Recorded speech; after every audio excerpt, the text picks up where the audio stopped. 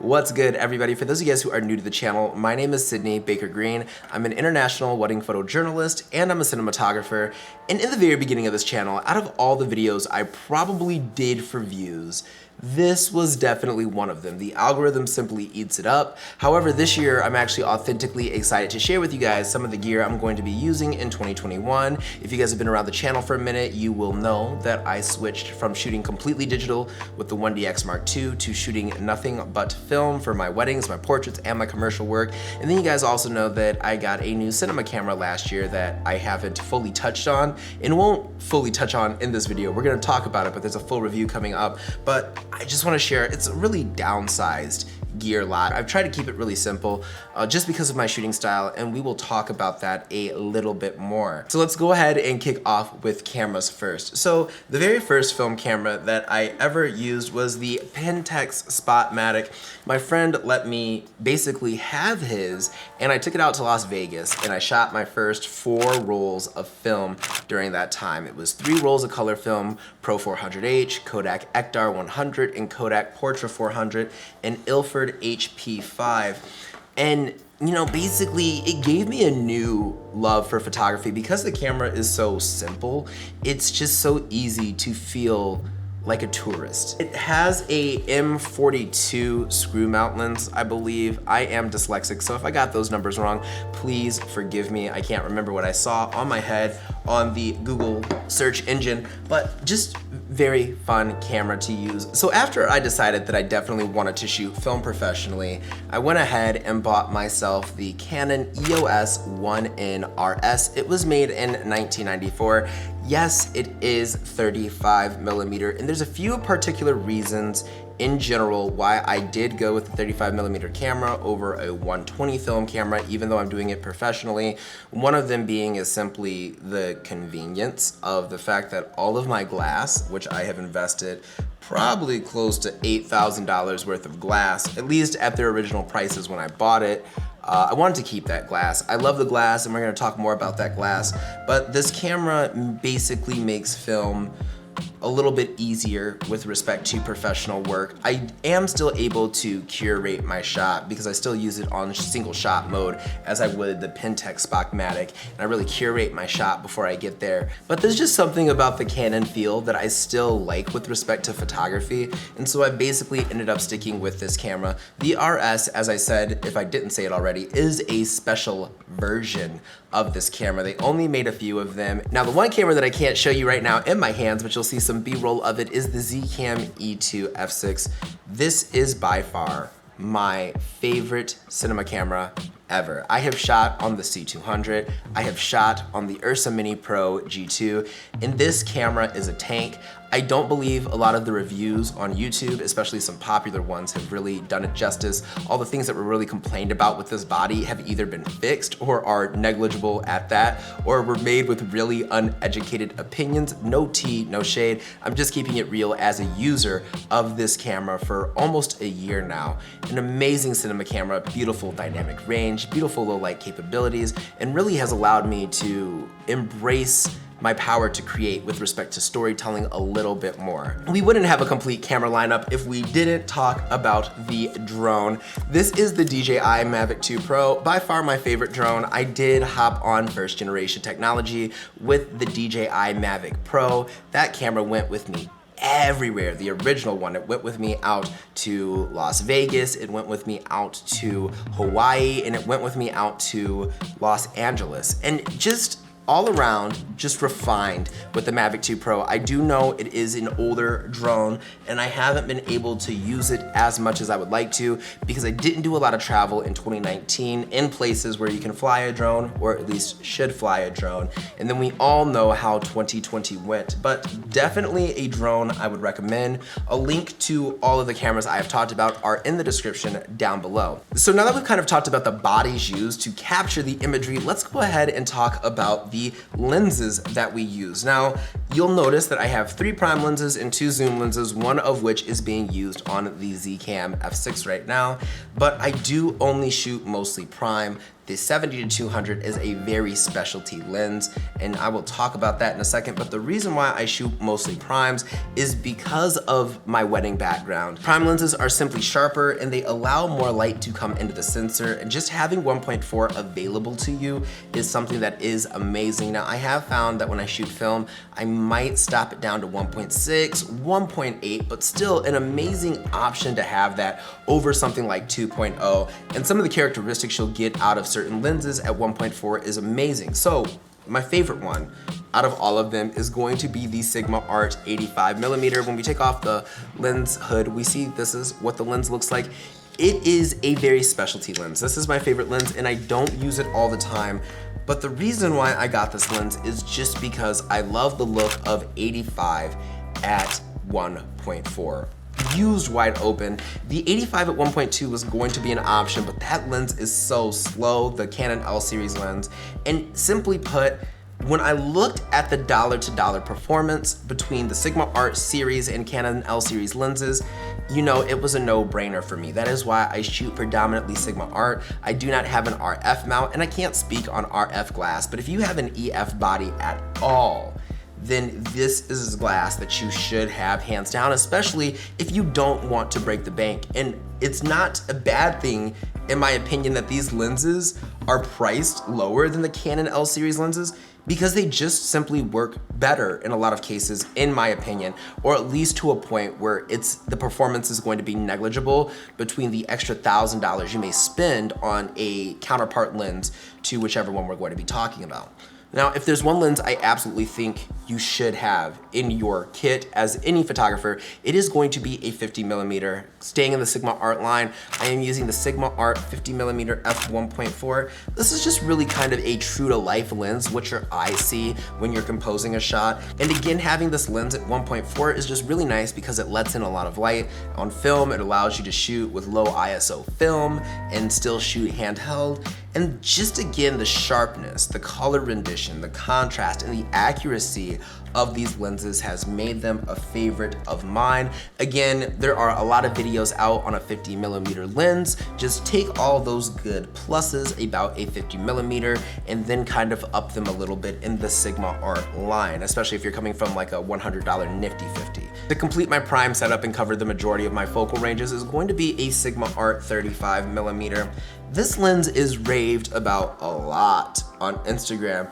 I cannot necessarily say that it is my favorite lens to shoot on, just because I guess I did start with a 50mm as my first prime lens, and just it's not always the best for portraiture IMO. There are definitely some situations if you get the right angle where I like this lens, and it could just be one of those things where I need to practice with it more, but I use this generally for more wide angle shots or for those group shots where there's a lot of people. I will use the 35mm for that. And the one thing that I like about the entire Sigma Art series is how it handles chromatic aberration and color fringing. You don't get a lot of that on these lenses, and the coating on the front of each of the elements is so superb.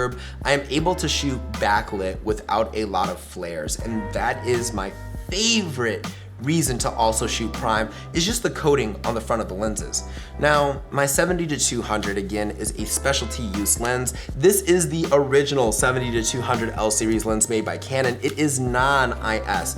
When do I use this lens right here? Well, I am going to generally use this lens for my ceremony. As a wedding photographer, I firmly believe that I should be staying out of the way of whatever's going on. I want the day to be about my bride and my groom, and not so much about the fact that they're getting their photo taken. So just to stay out of the way, having the 70-200 is an awesome lens, especially when there's a lot of light at the ceremony. It's also a fast zoom lens at f2.8. Back in the day, that used to be a really big deal. We've gotten faster zoom lenses now, and I guess this is probably one of the lenses I could upgrade to an RF mount. Unfortunately, there are no RF mount film cameras out there. Maybe they will make one, I don't know. But until that day, this will be the lens that I will go to. Maybe I'll go to the f2.8 Mark III, which did come out. And it's pretty nice with the coating on it too. The coating on the new lens functions way better than this lens. Don't shoot with this backlit. It's just gonna make a big flary mess, unless that's what you're really going for. Another place I will use this lens is when I want a lot of background compression. Having that 200mm does have a very photojournalistic look, and you heard me describe myself as a wedding photojournalist, and even with portrait photography, with respect to photojournalism, just an amazing look you can get. Even if you're not in a big city, but you're in a city with some decently tall buildings, you can get some mad New York vibes going on. And depending the way you may edit it with these Lightroom presets, shopsbg.com, you will be able to just curate some amazing looks with this lens. But again, it's a very specialty use lens. The last lens that we have to talk about is going to be the 16-35 f2.8 L Mark III. This is a vlogging lens. When I was using the EOS R to vlog, and now I use my ZCAM f6 to vlog because it's just like vlogging with the 1DX Mark II. Just a good wide angle lens. There are some wide angle lenses out there that are image stabilized, and if you do not have a steady hand like me, I would recommend that. When I got this lens, it was more because of the hype around it. So thinking back about it now, if I had the option, I would probably opt for something that is image stabilized over this one. Just because at f2.8, it's not the shallowest depth of field, and most of these lenses in this category are again at f2.8, but still a pretty good lens, and it is the preferred lens in the YouTube studio, even with a full frame 6K sensor. So let's talk about some of the accessories, speaking of the ZCAM, that I use for filmmaking. Now, my good old trusty DJI RONIN.S. This is by far my favorite gimbal. I do have some accessories on it right here. You can see I have a airy rosette plate to connect my follow focus handle to, and then I have on this side, if I turn this around for you guys, oh no, I'm messing up my entire aesthetic. We do have an arm right here that I will use to mount my cell phone to use the ZCAM app, which has been pretty awesome. I can also, with this arm, mount a monitor if I wanted to, which I do sometimes. I'll mount the Ninja Flame. And just having this extra gimbal head, which I got thanks bnh.com. It is from Moment. It's supposed to be a smartphone attachable gimbal head, which is again why I use it. You can see right here that it just pops right out. It's a lot stronger than some of the things you can find on Amazon for these mounting options, and simply put, that's why I went with it. I do use the Polar Pro mounter arm that is for the RONIN.S to mount my gimbal head, because again, it's just something that looks nice and it keeps everything kind of together, and something that I know works from Polar Pro. I've been looking at the DJI RONIN.S too, but simply put, because the ZCAM is so light and I can pretty much counterbalance the heck out of it, I'm able to run some pretty heavy loads. I actually shot my studio tour, which was at the beginning of this year, with the DJI RONIN.S and the ZCAM f6 with the 16-35 f2.8 L Mark III. A very, very heavy setup for some gimbals, but functioned really well counterbalanced, and the counterbalance weights were up there. So that is going to be my go-to gimbal. Now, because my camera is a manual focus cinema camera, we need a good follow focus, and I wanted to future-proof my follow focus system, which is why I went with the Tilta-Nucleus M with the handle grip for the RONIN.S specifically, and because of the way that my ZCAM is rigged up with respect to its cage, I am able to attach this handle to the rosette mount on the cage, which is pretty nice. So I definitely recommend the Tilta-Nucleus M simply because it is a future-proof follow focus system, and because it simply works, especially as you start getting into bigger sets. A lot of the stuff I do is by myself, but you know, there are times when I'm working with other people, and with this being a wireless follow focusing system, you are actually able to have someone monitor far away and just take care of your focus while your AC is handling all of the camera movement. So it's just a really good system that I can't understate enough, or overstate enough, I should say. So the last two things we're going to talk about here are going to be the camera bag and the film. I want to talk about the camera bag first, and you guys will see I have 3 of them also up here. I use the Venta Type 2 camera bag. I simply love this camera bag. Let me show you guys what it looks like. I actually used to shoot content for Venta back in 2018, 2019? 2018 into late 2019, I was shooting Instagram content for Vinto, which is why I have all of these bags. And it was really cool and really fun to work with Vic. I don't think I've ever talked about it on the channel.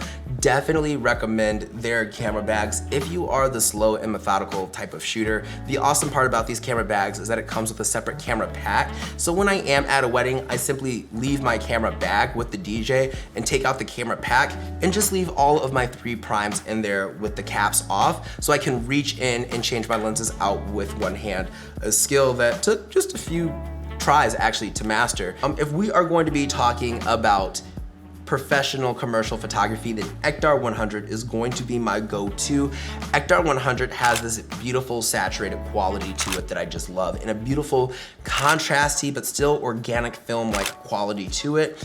And for that reason, it is going to be my favorite for commercial photography. A lot of the things we do in commercial work is about color accuracy instead of more so the creativity, unless you have a campaign designed around that. And even if you're using a program like Negative Lab Pro, you can still get pretty creative with your images. Like I showed you guys with my car photography, I am able to just get a nice plain black car, but if I wanna just be a little bit more, you know, creative, and I'm not boxed in by necessarily having to be the true color of the car, you can push in some tones in Lightroom. So again, really, really fun film. My next film is going to be Cinestill 800T. Now, I'm going to be using this film this year with an 85B warming filter for the most part because I want to shoot it in broad daylight, and it's because of its cinematic qualities. I love the fact that you get the highlight bloom because the rimjet layer is removed from the film. I haven't shot it yet, but it is going to be with me all throughout this year. So I don't want to talk too much about it because it's only what I've seen on YouTube, not necessarily what I've shot myself. And the next film is going to be Kodak Gold 200. Now this is a consumer-based film, and the reason why I have Kodak Gold 200 is because for the most part, I think it handles everyday general photography well. I don't think it handles black skin tones well. That's just my own personal opinion. So you'll never see a photograph of me publicly with it. I have tested it out. There's a few situations where the skin tones come out good, but you know, there's just something about it's a little too warm for my taste with respect to black skin tones, even on cool days. So maybe if I shot it in broad daylight, I would think differently about the film. But I generally have only shot it on overcast days. So if there's an update, I will let you know about that. Also, EKTAR 100 will be the landscape photography film of choice as well, especially when I go back out to Hawaii. All the images just look beautiful on it. And then my black and white film forever right now is probably going to be HP5. It is the film emulation that I used for all of my wedding work, and simply put, shooting it in real life is just so much more organic and so much better. I'm absolutely in love with it, just to be honest. It's that black and white and nostalgic neo-noir time of film, and I love it. I just, you know, you just can't explain it until you see it. I have yet to do portraits on it, and I can't wait to do some portraits on it. I'm actually probably gonna do some portraits on this roll once I finish up the roll of EKTAR 100 that's in this camera. That is it. I hope you guys liked this video. If you guys did, be sure to give me a big thumbs up, hit that subscribe button, turn on those post notifications. If you have not, be sure to follow me on my social media. A link is in the description down below, as well as the YouTube fam. Their links are also in the description down below. My beautiful people, if you guys are ever feeling uninspired, uncreative, or just want to give up on life, remember, every day airplanes take off against the wind. Keep climbing, stay inspired, and as always guys, stay fabulous. My name is Sidney, and I'll see you guys next time. Peace out.